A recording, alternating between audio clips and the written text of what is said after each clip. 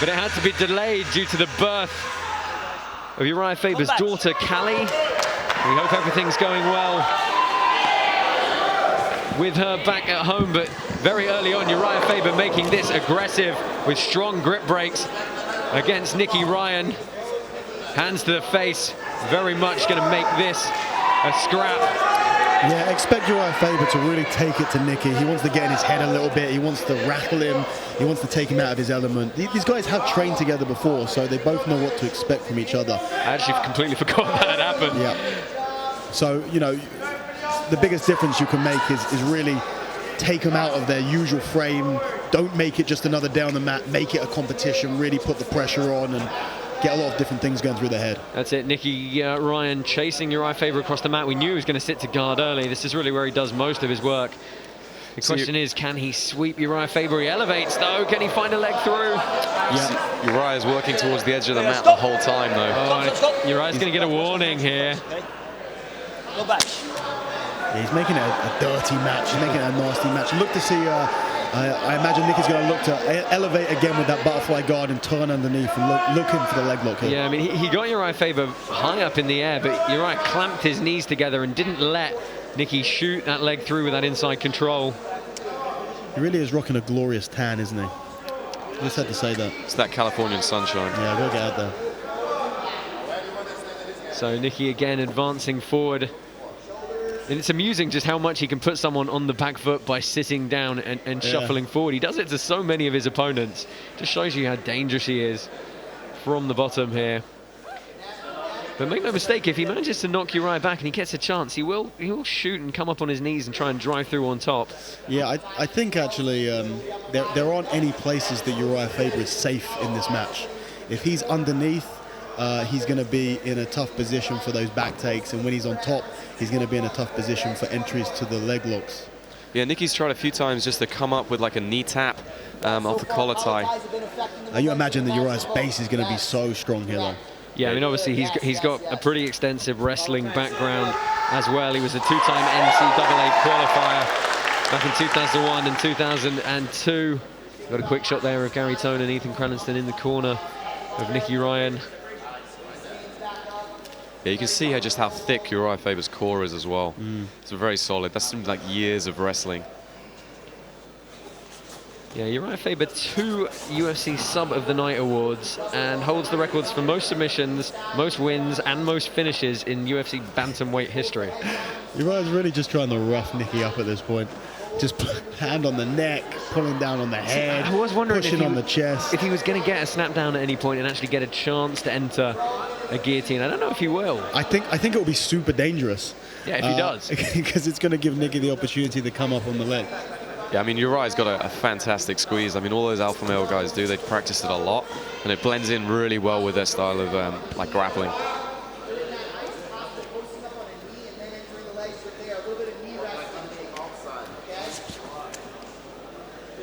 Yeah, you see, so you heard Gary Tonin suggesting perhaps a little bit of knee wrestling to then use that to enter the legs. And there you see it, coming up to the knee just to wrestle for a moment in order to go back down underneath. Yeah. You see that knee tap again, just trying to knock Urijah Faber over. I don't think that's going to work.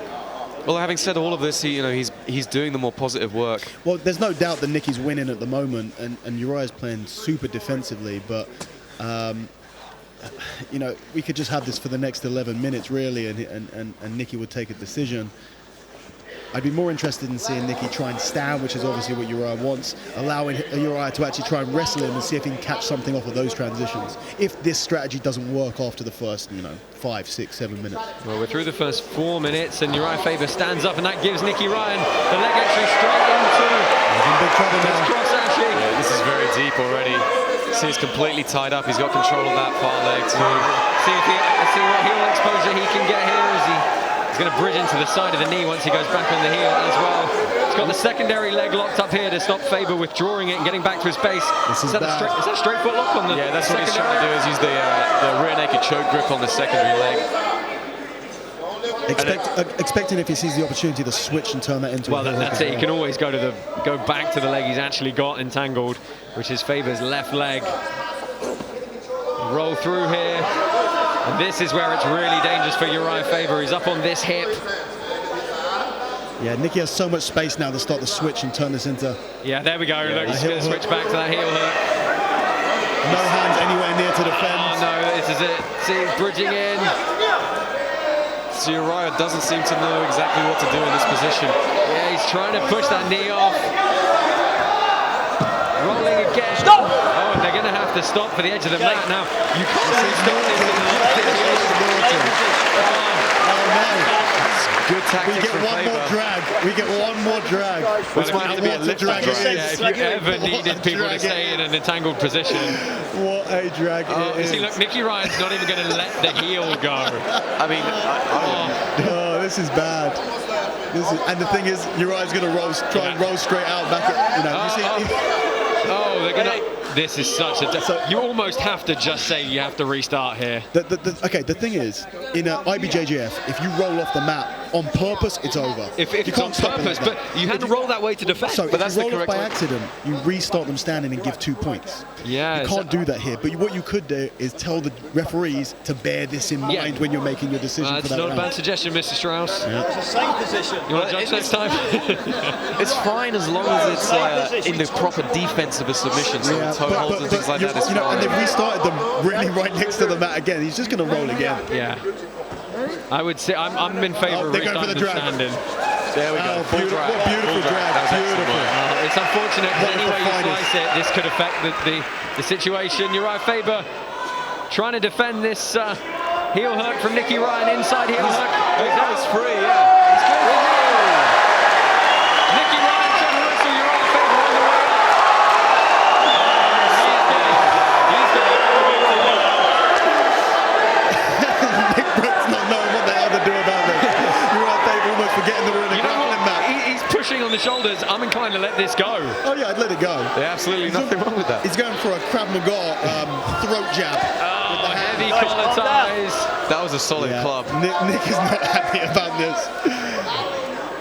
On the hand on the neck, hands on the face. He's just trying to push him around, pull the crown of his head, trying to upset the posture, but You know what? If I was Uriah, I actually wouldn't want to be pissing off Nicky Ryan right now. you know, I said this in the run-up to this build-up, okay? A lot of people, we always kind of use the narrative, Nicky Ryan, he's 17, but let me tell you, this kid... It doesn't matter. It doesn't matter. This kid is a fully grown, aggressive 165-pound man. I know his bout's down at 145, but yeah, he walks around at like 165. The kid is very capable of dealing with the Hands to the physicality face. Be careful of this. of these kind of bouts.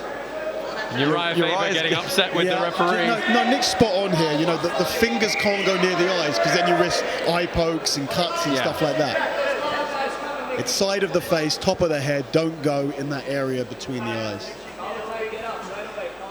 So Nicky Ryan trying to get some wrist grips going here, and he's using that knee wrestling style again, coming partially up in order to re-enter the legs. 6:45 left here. Urijah Faber almost accidentally passed the guard there. The best kind. Nicky Ryan again coming forward here. You know what? This is a really good learning experience for Nicky Ryan. Just to have the experience of dealing with someone who is just trying to rough you up, basically. Yeah, no I mean, attempts to pass the guard. He's just trying to make you uncomfortable as possible. I do think that Nicky, at the moment, definitely up on the scorecards. So far, I haven't seen anything from Urijah Faber that would make me think he has not only just any way of taking a round, but any way of getting the submission as well. Yeah, I have to agree with you, Dan. He's really trying to rough up Nicky, and it will be great for Nicky in the long run to go Okay, through this is The interesting. elevation. Ryan gets him up, not able to drive that leg through the middle. So heavy with his hips. Yeah, he was very heavy with the hips and just kept his frame on Nicky's neck as well, stopped him getting under. Yeah, you at this point, well, to be honest, since the first 10 seconds of this match, Urijah Faber has only tried not to lose. He has yet to show anything that he's trying to actually win. Well, he could be waiting to try and get Nicky Ryan frustrated, particularly with all those hits, and then capitalize when he stands up. He did just try to jump over to the guillotine. It's an interesting take on it. Yeah, that's the most offensive thing he's done all matches, attempt that jumping guillotine over the top. Yeah, let's see if he can look for any more of those snap downs. We're going to go into the final 5 minutes here. Josh Palmer, Tom Barlow, And Daniel Strauss bringing you the last of tonight's action from Polaris 10. What a night we've had. We've had an incredible night. Oh, it's been a great show, an amazing show. Yeah, I'm going to be wrapping that up shortly with Dan Hardy after the conclusion of this bout. But Nicky Ryan looking to go back underneath. I love this half style of coming up to then create space to go back underneath. It's really interesting to try and force some movement out of the opponent. You're seeing Urijah starting to try and jump towards that neck now, which he wasn't doing at the start of the match. So, like I said, it could be his tactic to try and wear Nicky down with his aggression. You know, I'm really wondering if when I talk to Nicky after this, if I get some trash talk out of him. I think he'd be warranted at this point. He's a pretty respectful guy. You know, it's one of the things that he threatens so much from this position. You know, the wrist grips, the off balance backwards, pulling forwards. It's unlimited offense, which just makes it so hard to deal with. Urijah's opted to go one knee inside this time, which is a new thing for him. Yeah, well, Nicky Ryan with both insteps still on the inside here.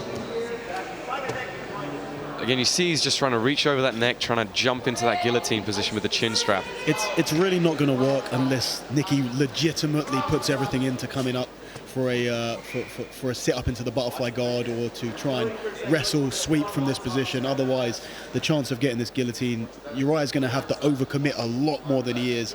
And the reason he's not doing that is because he's so worried about getting caught in those leg entanglements. Yeah, although to be fair to him, he survived an immensely deep inside position. Wow, you know what?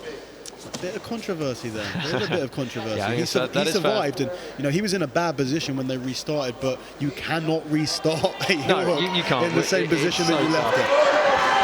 So Nicky Ryan again trying to find a grip behind the knee, allow him to pummel through. You know, had there been a cage use this wall, to come on top now. had there been a cage wall on that heel hook attempt, and Urijah unable to roll out, who knows? Oh, Nicky Ryan got the grip elevated through. Oh, and he sits back down. I thought Urijah for a second might be able to hit a double there. Yeah, I was hoping for a blast double. The only thing he's hitting at the moment is Nicky Ryan's face. Yeah, really trying to rough up Nicky Ryan here. And to be fair, you know, we honestly thought that was something he might do, you know, try and turn it into a scrap. Yeah, we didn't think literally, though. No, well, we use it metaphorically, don't we? We knew he was going to try and push the pace as well, but really it's Nicky Ryan pushing the pace. Nicky's inverting now. He could have a sniff a leg there. Let's have a look. 2.5 left in this one. Both title fights so far going the distance. The third maybe. Nice little hip switch in the air from Urijah, just to counter that elevation. This is 2 or 3 times that Nicky Ryan's managed to elevate Urijah Faber. What is it that Faber's doing, guys, that's managing to shut the attack down? Well, he's just turning his hips in the air and is killing the butterfly hooks, and he's able just to bounce off them. You know, he's fought for so long and wrestled for so long. That gives you a base and a relationship with gravity that seems almost impossible. He's just able to get into the correct position to stop Nicky from getting all the way underneath him. His jumping has got that chin strap now as well. Oh, it just slips out. That was probably the deepest bite that Urijah Faber's had. Nowhere near, but still deeper than he had before. Yeah, Nicky's now into this half butterfly position. Well, Urijah's stapled that other leg to the ground. 1.5 minutes left of this match. Still, you know, definitely a lot more in the last round of this title fight, where Urijah's gone for some submissions, but it's really barely gone for submissions. Hasn't really been able to get anywhere through it. Oh, Nicky Ryan's, well, he just couldn't quite get the bite above the kneecap, slipped a little bit low. Half guard with that single butterfly here, back to... People also need to understand how difficult it is to grapple with someone when you've been going for 15 minutes bare-chested. Nicky Ryan looking for a triangle entry briefly. I mean, his triangle armbar series is phenomenal. We saw him just take Phil Harris out with that. But yeah, but this is not Phil Harris. This is a very, very experienced fighter. Not to say that Phil Harris isn't, but you know, realistically, Urijah Faber on a much, much higher level there. Yeah, one of the things we wondered outside of the leg locks was would Nicky Ryan be able to find a route to the back?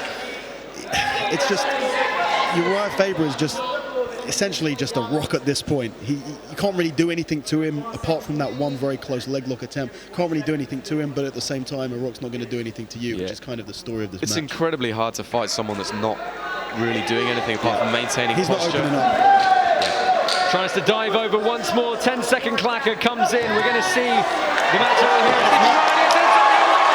With less than 5 seconds left. He's bridging in, and the time expires as Nicky Ryan gets a final entry. Really put a full stop on that match for Nicky.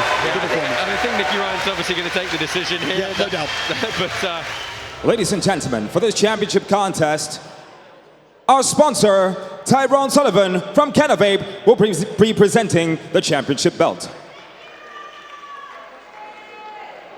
This contest goes the distance, and we go to your judges. Their decision, your winner, by unanimous decision, and still your Polaris featherweight champion, Nicky